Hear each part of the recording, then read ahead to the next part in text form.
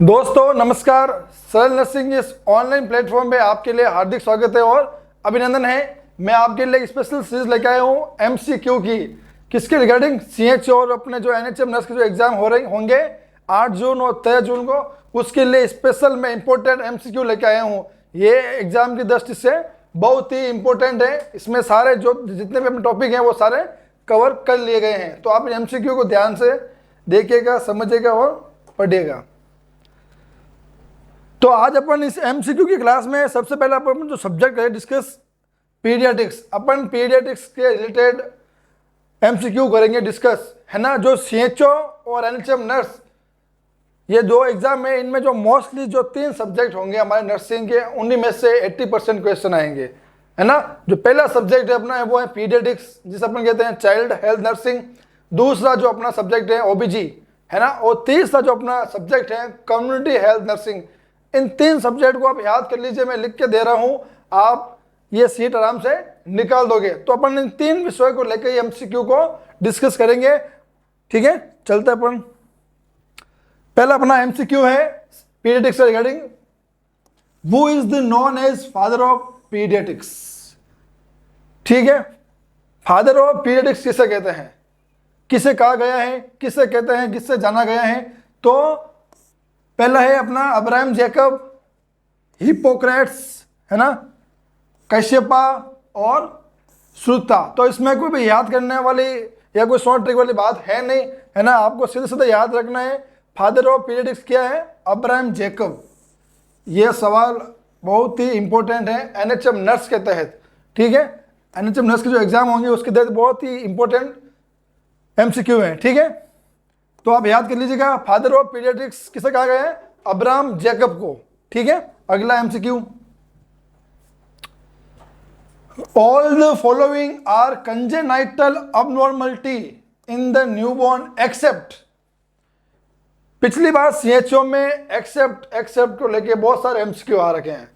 Accept का means क्या होता है, या तो 4 ऑप्शन सही, 4 ऑप्शन में से 3 ऑप्शन सही होंगे और एक गलत होगा, या 3 गलत होंगे और एक सही होगा, ठीक है। तो अभी क्वेश्चन क्या कह रहा है, हमेशा आप क्वेश्चन को समझिएगा, मैं लिख के दे रहा हूं, आप 50% आप उस एमसीक्यू को सही कर देंगे आप, ठीक है। तो कंजेनाइटल जो अबनॉर्मलिटी होती है न्यूबॉर्न के अंदर वो क्या है, और एक्सेप्ट। अब ये है 4 प्रकार की सिचुएशन है, ठीक है।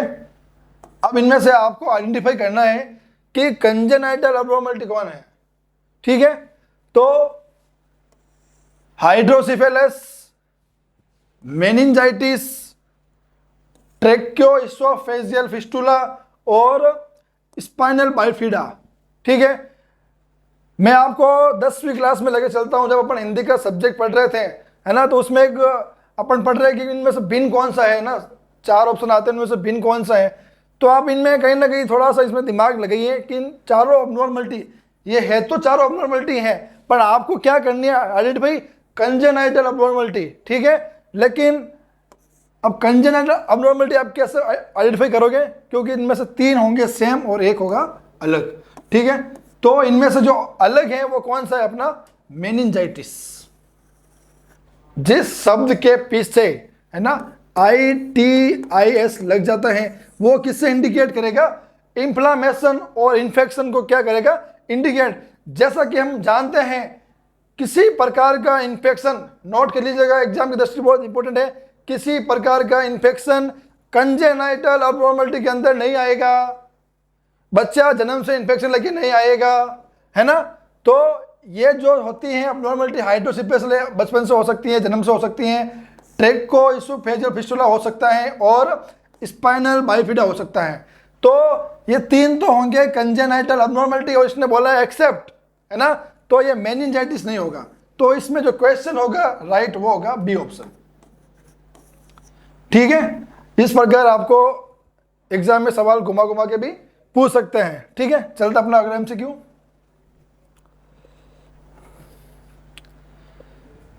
All the following are hereditary disorder except. देख लो फिर से आ गया एक्सेप्ट, मैं लिख के दे रहा हूं, एक्सेप्शन के सवाल बहुत आएंगे, ठीक है।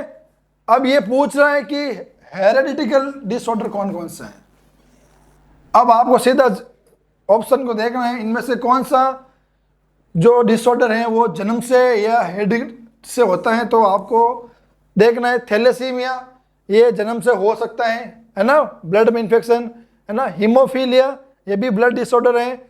और सिस्टिक फाइब्रोसिस, ये भी डिसऑर्डर है।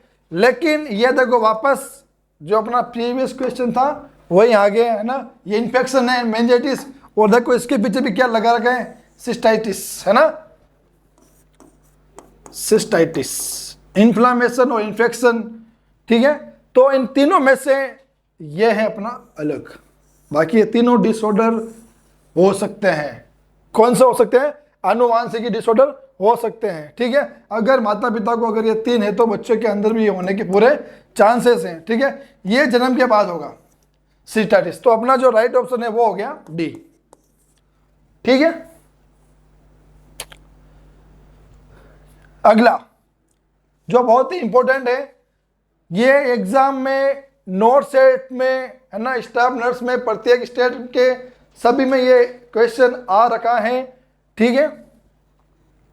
Which condition is also known as trisomy 18।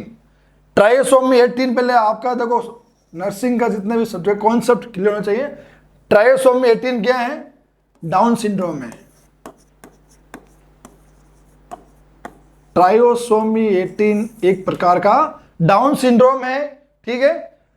अब ये पूछ रहा है कि जो ये डाउन सिंड्रोम में ट्रायोसोमी 18 अपन और किस नाम से जान सकते हैं इसको? ऑल्सो नॉन, है ना। तो Edward syndrome, Patau syndrome, Turner syndrome और डाउन सिंड्रोम। देख लो भाई, ये तो ऑप्शन, ये ऑप्शन तो यहां से गलत हो गया। ऐसे मतलब आपको क्वेश्चन को ऑप्शन में से छाटने हैं कि अब ये तो होगा ही नहीं। अब आपके पास ये तीन बच गए, है ना। अब ये डाउन सिंड्रोम तो होगा नहीं, क्योंकि खुद पर एक प्रकार का डाउन सिंड्रोम है, तो डाउन सिंड्रोम तो ये होगा नहीं, ठीक है। अब बात करते हैं, अगर मान लो आपको अगर ये तीनों नहीं आ रहे, मान लो इनमें से एक भी आपको जैसे मान लो बी आ रहा है ना, तो पटो सिंड्रोम में क्या होता है? पटो सिंड्रोम क्या है? ट्रायोसोमी 18, ट्रायोसोमी 18 ना, ओके 13, ठीक है। ये जो 18 13 आ रहे हैं वो क्या है? क्रोमोसोमल, है ना। अब आपके पास दो ऑप्शन बच गए, टर्नर सिंड्रोम और एडवर्ड सिंड्रोम, ठीक है। तो इसको अपन ऑल्सो नॉन एज ट्रायोसोमी 18 क्या जानते हैं? Edward syndrome. ये बहुत ही इंपॉर्टेंट है एग्जाम की दृष्टि से। अगर ये सवाल नहीं है तो ये भी आ सकते हैं, इसकी जगह लिख देगा एग्जामिनर पटाउ सिंड्रोम को किस नाम से जानते हैं? क्या जानते हैं? ट्रायोसोमी 13 है, यहाँ पर डाल देगा ट्रायोसोमी 13 को किस नाम से जानते हैं? पटाउ सिंड्रोम के नाम से जानते हैं, ठीक है। अगला है जो वो अपना है टर्नर सिंड्रोम, है ना। टर्नर सिंड्रोम आप किससे बोलेंगे? टर्नर सिंड्रोम में क्या होता है? एक जो है एक्स क्रोमोसोम क्या होता है? मिसिंग होता है ना।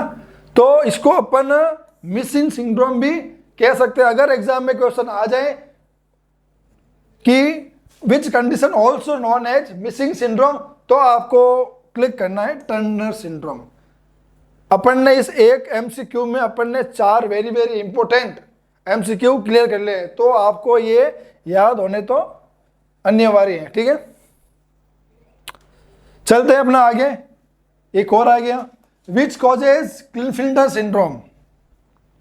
क्लिनफिल्टर सिंड्रोम, अब आपको तो है ना, पहले तो ये आर देना है, डबल एक्स और x0। अगर आपने थोड़ा बहुत पढ़ा है या नहीं पढ़ा, लेकिन कॉमन सेंस है कि सिंड्रोम जो क्रोमोसोमल है वो इस प्रकार अरेंज नहीं होंगे, तो ये दो क्वेश्चन तो ऑटोमेटिक ही ऑप्शन यहाँ से अपन ऐसे ही एस्केप कर सकते हैं। अब अपने पास बच गए कितने? 2 एमसीक्यू। 4 एमसीक्यू वाला ऑप्शन था, लेकिन अपने पास बच गए 2 एमसीक्यू। अब आपको डिस्कस करना है कि इन दो में से कौन सा होगा, ठीक है। तो क्लिनफिल्टर सिंड्रोम में क्या होता है? एक्स्ट्रा क्रोमोसोम होता है, एक्स्ट्रा क्रोमोसोम, ठीक है। और एक्स्ट्रा क्रोमोसोम होगा मींस क्या होगा? XXY। इसमें आपको बिल्कुल भी कंफ्यूज नहीं होना है, बहुत इजी है, ट्रिकी क्वेश्चन है, आपको इसको समझना है, याद भी नहीं करना है। ट्रिकी क्वेश्चन है, आपको समझना है, XXY होंगे, ठीक है। जिसको अपन क्या बोलेंगे? Cleef-Linton syndrome. और अगर एग्जाम में क्वेश्चन आ जाए कि यहां डालेगा वो which condition also known as extra chromosome, ठीक है, तो आपको क्वेश्चन क्लिक करना है कौन सा, क्लीफ-लिंटन सिंड्रोम। ठीक है, बहुत इजी है। ठीक है, चलते हैं अपन आगे।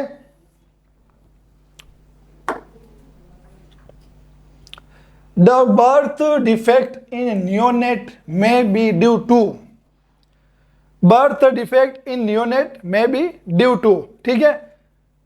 तो इसका जो क्वेश्चन है वो हो गया chromosomal single gene disorder, multiple factual disorder और ऑल अबाउट। इस क्वेश्चन को समझिए कि जो बर्थ डिफेक्ट होते हैं नियोनेट वो किसकी वजह से होते हैं, है ना। बर्थ डिफेक्ट इन नियोनेट मतलब जन्म के समय जो डिफेक्ट होते हैं में बी ड्यू टू, किसकी वजह से हो सकते हैं समझना है। क्रोमोसोमल, अगर क्रोमोसोमल अरेंज नहीं है, सही नहीं है, एक्स्ट्रा है या मिसिंग है या ज़्यादा है या कोई कम है ना, 13वां क्रोमोसोम कम है या 18वां कम है, तो उसकी वजह से भी बर्थ में क्या हो सकता है डिफेक्ट, तो ये तो सही है। चलते हैं आगे। सिंगल जीन डिसऑर्डर, ये भी बर्थ डिफेक्ट है। अगर सिंगल जीन डिसऑर्डर होगा तो ये भी क्या है, सही है। ठीक है, मल्टीफैक्टुअल डिसऑर्डर, ये भी बर्थ डिफेक्ट है। तो अब क्या हो गया अपना जो लास्ट ऑप्शन क्या है, ऑल अबाउट। आप एक एग्जाम में नोट कर लीजिएगा, जब भी आप एग्जाम में जाएंगे आपको 50 क्वेश्चन मिलेंगे, 50 में से आप 5 से 10 तो मान लो ऑल अबाउट वाले मिलेंगे, है ना, जो आपको ये मुफ्त में मिलेंगे। ठीक है, लेकिन उसमें भी कई बार समझना आपको, कई बार ये ऑल अबाउट के धोखे पे भी नहीं रहना है, अच्छे से क्वेश्चन को पढ़ना है, ऑप्शन को भी पढ़ना है। ठीक है, चलते आगे। All of the following are cause hydrocephalus except, वापस आ गया अपना एक्सेप्ट। पिछला सीएचओ में लगभग 50% जो क्वेश्चन थे वो एक्सेप्ट वाले थे, है ना, उसमें बच्चे बहुत ही कंफ्यूज हुए थे। ठीक है, अब ये जो क्वेश्चन पूछ रहे हैं हमेशा आप पहले क्वेश्चन को समझो। क्वेश्चन को अगर आप वो क्या कह रहे हैं अगर वो सही से समझ गए तो मैं लिख के दे रहा हूं, आप वो क्वेश्चन एकदम सही करोगे। भले ही आपको 4 ऑप्शन नहीं आ रहे, इसका मीन्स नहीं आ रहा, लेकिन आपने क्वेश्चन को सही समझ लिया, ये क्या कह रहे हैं, आप उस क्वेश्चन को सही कर लोगे। ठीक है, समझिएगा क्वेश्चन को। All of the following are cause of hydrocephalus, वे कौन कौन से जो कॉज हैं वो जो हाइड्रोसिपेलस इंडिकेट करेंगे एक्सेप्ट। अब देखो एक्सेप्ट आ गया, कौन कौन से कॉजेज हैं। सबसे पहले आप हाइड्रोसिपेलस को समझिएगा। ठीक है, हाइपोसिपेलस ये एक कंजेनिटल डिसऑर्डर है। ठीक है, अब ये किसकी वजह से होगा, obstruction in flow of fluid हो सकता है, सही है। ठीक है, जहां फ्लूइड आ जाए वो कहीं ना कहीं सिपेलस में इंडिकेट करेगा। Interference with absorption of fluid, देखो फ्लूइड आ गया है इसमें भी। ठीक है, leakage of CSF, cerebral spinal fluid. ठीक है, और इंक्रीज प्रोडक्शन ऑफ फ्लूइड। ठीक है, इनमें से जो एक्सेप्शन में आएगा वो आएगा ये वाला लीकेज। अगर लीकेज हो रहा है फ्लूइड का, यहां पर सब जगह क्या हो रहा है, फ्लो हो रहा है, फ्लो, अब्जॉर्प्शन और इंक्रीज, लेकिन ये एकमात्र ऑप्शन है वो क्या बता रहा है, लीकेज बता रहा है। तो ये एक्सेप्शन में है, ये अपवाद है इस 4 का कि इन 4 में से ये भिन्न है, तो ये आपको क्लिक करना है। ठीक है, कई बार आप कोई क्वेश्चन नहीं समझ पा रहे हैं लेकिन आप ऑप्शन को समझ पा रहे हैं, है ना, सेम अगर कोई मिल रहे हैं 3 और एक अलग मिल रहा है तो आप क्लिक कर दीजिएगा, वो सही होगा। ठीक है, चलते आगे।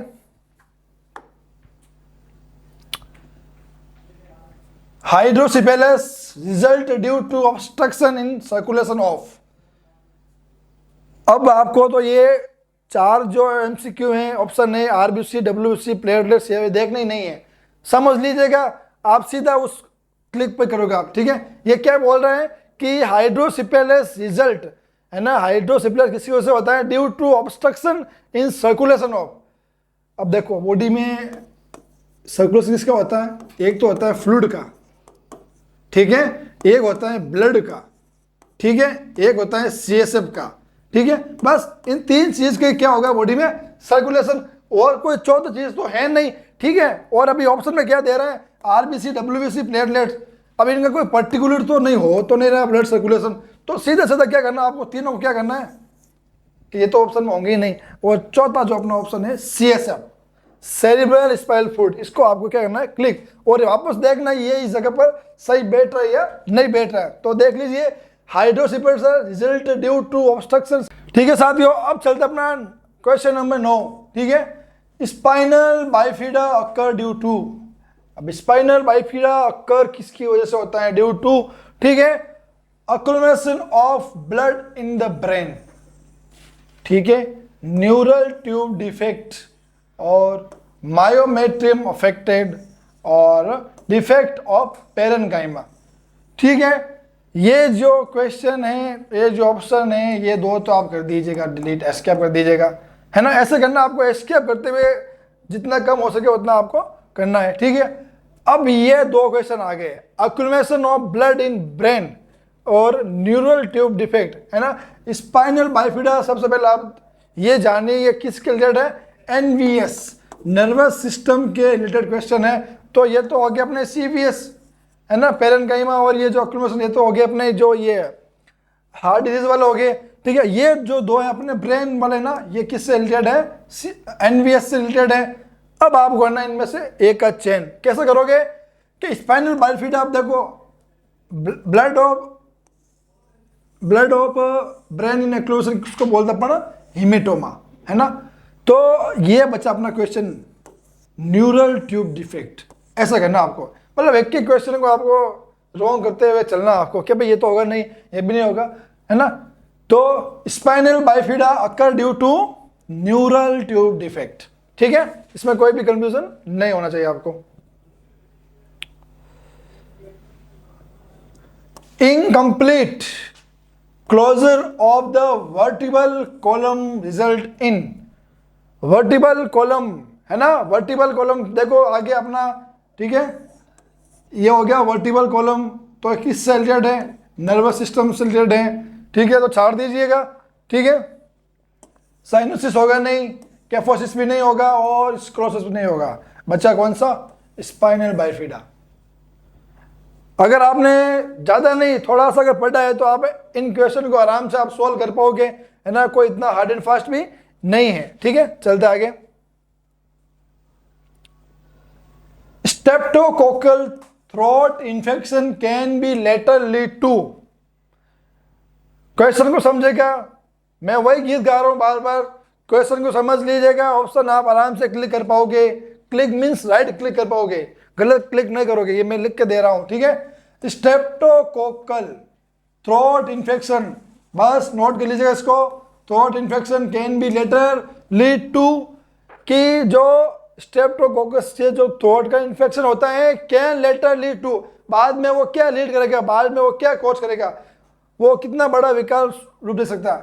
तो ट्यूबरक्लोसिस ये तो होगा नहीं, ठीक है, लेप्रोसी ये भी नहीं होगा, बस आप ये, और मलेरिया तो होगा ही नहीं। बस दो चार क्वेश्चन ऐसे आएंगे जिनमें से एक दो तो आपको लगेगा ये तो इसका उत्तर हो ही नहीं सकता है। उसी प्रकार इस क्वेश्चन में आ गया मलेरिया, बस सीधा आप कर दीजिए मलेरिया, और टीबी तो होगा ही नहीं। ठीक है ना। अब कंपटीशन आ गया इसमें लेप्रोसी में और रिदमिक हार्ट डिजीज में। तो लेप्रोसी भी नहीं होगा, जैसा कि अपन ने लेप्रोसी कंट्रोल प्रोग्राम में देखा था। ये इसमें क्या होता है, इसमें सही में लाल चकत्ते बन जाते हैं, लेप्रोसी वाला अलग रोग है। तो अब बचता कौन अपना, रिमेटिक हार्ट डिजीज, जिसको अपन शॉर्ट में बोलते हैं RHD। ठीक है, तो जो इसका राइट आंसर होगा, streptococcal throat infection can cause later lead to RHD, rheumatic heart disease. ठीक है, क्लियर है। तो यहाँ इसका जो सही आंसर होगा C। ठीक है, RHD। चलते हैं आगे। Clap lip surgery is done at, अब देखो क्लैप लिप और पैलेट क्लैप ये दोनों क्या है, जन्मजात विकृति हैं, अब नॉर्मलिटी है, कंजेनिटल अब नॉर्मलिटी है। अब इनको सही भी करना होता है ना, कट्टे पट्टे होठ होते हैं, तलवा होते हैं, उनकी सर्जरी भी होती है। अब ऐसा तो है नहीं कि अभी बच्चा जन्म लिया उसके क्लैप लिप थे और हाथों हाथ उनके ऑपरेशन कर दिया, ये भी पॉसिबल नहीं है। बच्चा को थोड़ा बड़ा भी होना चाहिए, 2, 3, 4, 5, 4 साल का कितना भी होगा, तब अपन उसको करेंगे। ठीक है, तो surgery is done at, cleft lip की सर्जरी अपन डन कब करेंगे? ये तो आप हटा दीजिए, जन्म पर तो करेंगे ही नहीं, बर्थ पर तो करेंगे नहीं, आप इसको तो आप हटा ही दीजिए बर्थ का तो, ठीक है। फिर अपना है 8 3 to 6 month, 9 6 to 9 month, 8 9 to 12 month, ठीक है। तो आपको जो क्वेश्चन करना है ये तो हटा दीजिए बर्थ वाला, क्यों जन्म पे तो सर्जरी पॉसिबल है नहीं और ना ही अपन करेंगे, ठीक है। आप इन 3 क्वेश्चन में से एक करेंगे, ठीक है। और जो सही आंसर है वो है 3 to 6 मंथ, 3 महीने से लगाकर 6 महीने तक अपन क्लेफ्ट लिप की क्या करेंगे? सर्जरी करेंगे, ठीक है साथियों। चलता अपना अगला क्वेश्चन। एपिस्पाडियस मीन्स, एपिस्पाडिया मीन्स क्या होता है ये अपन करेंगे क्लिक। आप ऑप्शन देख लीजिएगा, आपको क्या क्या सही लग रहा है वो अपन करेंगे डिस्कस, ठीक है। कि एपिस्पाडिया मीन्स होता क्या है वो अपन करेंगे डिस्कस, ठीक है। Abnormal urethral opening at scrotal sac, ठीक है, ये भी नहीं होगा, ठीक है। Abnormal urethral opening of the dorsal opening of the penis, ठीक है। और abnormal urethral opening on the vertebral opening of penis, ठीक है। और abnormal urethral opening at the tip of the penis, ठीक है। तो इसमें जो राइट आंसर है वो ये होगा abnormal urethral opening on the dorsal opening of the penis, ठीक है। तो ये इसका क्या होगा? राइट आंसर होगा, ठीक है। चलते हैं आगे। The stage of the embryo in which all the body parts can be identified is called, ठीक है। कि वह कौन सी स्टेज है जिसमें embryo in which all the body parts can be identify in called, ठीक है। वो कि एम्ब्रायो की वो कौन सी स्टेज है जिसमें बॉडी के सारे पार्ट क्या हो जाते हैं? आइडेंटिफाई हो जाते हैं। कि अपन यूएसजी करते हैं तो अपन को सारे जो बॉडी पार्ट है वो होते हैं आइडेंटिफाई, ठीक है। बस इसमें भी सिंपल है, एक में तो होगा नहीं, ठीक है। जाइगोट क्या है? ओवम और स्पर्म का फ्यूजन, इसमें भी होगा नहीं, ठीक है। और गैमेट्स तो पूरा अलग ही है। गैमेट्स इसे कहते हैं, मेल का गैमेट क्या होगा है, ठीक है, स्पर्म होता है, फीमेल का क्या होता है? ओवम होता है। तो ठीक है, बच्चा कौन सा? फिटस, जिसको अपन हिंदी में बोलते हैं भ्रूण, ठीक है। तो भ्रूण का क्या होगा? अपन बॉडी पार्ट्स क्या कर सकते हैं? आइडेंटिफाई कर सकते हैं, ठीक है। तो the stage of the embryo in which all the body parts can be identify, it's called foetus, है ना। जाइगोट होगा नहीं, एग होगा नहीं और गैमेट्स होगा नहीं। चलते आगे। नॉर्मल ब्लड प्रेशर, है ना। नॉर्मल ब्लड प्रेशर न्यूबॉर्न के अंदर होता क्या है वो अपन करते हैं डिस्कस, कि नॉर्मल ब्लड प्रेशर क्या होना चाहिए न्यूबॉर्न के अंदर, ठीक है। अब बात करते हैं अपन एट द बर्थ, जन्म के समय न्यूबॉर्न के अंदर क्या होना चाहिए? ब्लड प्रेशर, ठीक है। तो अडल्ट पर तो नॉर्मल क्या होता है? 120 से लगाकर 180 mm ऑफ HG। अब ये तो होगा नहीं, बर्थ पर ये तो होगा नहीं, तो ये तो अपन को हटा देना है, ठीक है। और हमेशा ये ध्यान रखना है कि जो पीछे इकाई है वो भी अपन को ध्यान से देखनी है। कई बार क्या होता है वैल्यू तो सेम देखने पर इकाई चेंज कर देते हैं, ठीक है। तो इकाई भी आपको ध्यान रखना है, जो मात्रक होता है इसका mm of HG, mm of HG वो तो एकदम सही है, कोई चेंजेस भी नहीं है, ठीक है। तो इसका जो राइट आंसर है वो होगा जन्म पर कितना होता है ब्लड प्रेशर? 80 से लगाकर 50 mm ऑफ HG, ठीक है। फिर अपन चलते हैं आगे कि जन्म के बाद में बच्चों के अंदर और क्या क्या चेंजेस होते हैं ब्लड प्रेशर में, वो अपन देखते हैं, ठीक है।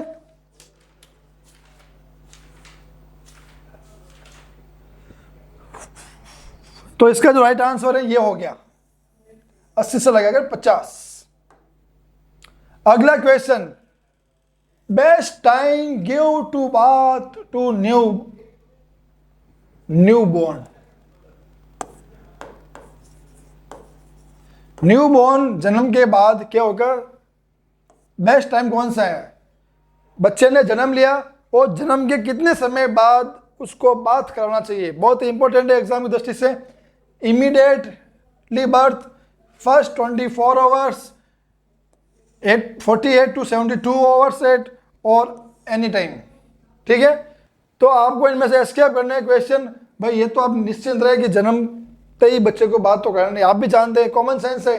ठीक है, ये भी नहीं होगा और एनी टाइम भी नहीं होगा। अब करना इन दो में से एक, फर्स्ट 24 आवर्स या 48 to 72 आवर्स। तो जो क्लिक करना है वो क्या करना है,